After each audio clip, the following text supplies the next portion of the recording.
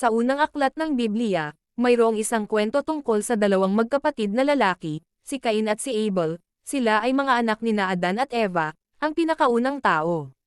Si Cain ang nakatatandang kapatid. Si Cain ay isang magsasaka na nagtatanim, habang si Abel ang nakababatang kapatid. Isang araw, parehong nagpasya sina Cain at Abel na magbigay ng mga regalo sa Diyos. Si Abel ay isang pastol na nag-aalaga ng mga tupa.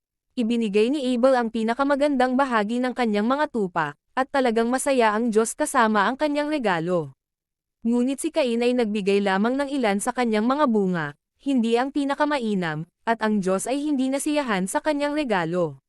Talagang nagalit at nagseselo si Cain, dahil mas nagustuhan ng Diyos ang regalo ni Abel.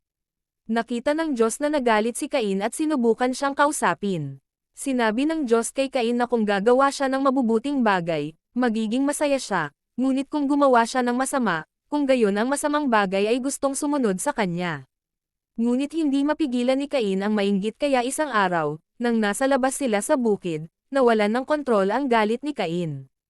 Kumuha siya ng bato at ibinato kay Abel, tumama ito ng napakalakas, kaya namatay si Abel sa impact nito.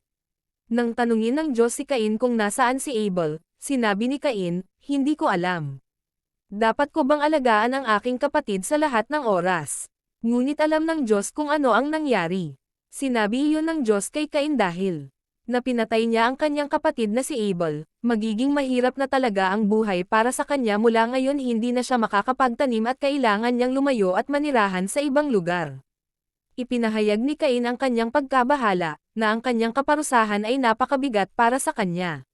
Bilang tugon, nilagyan ng Diyos ng marka si Cain upang protektahan siya.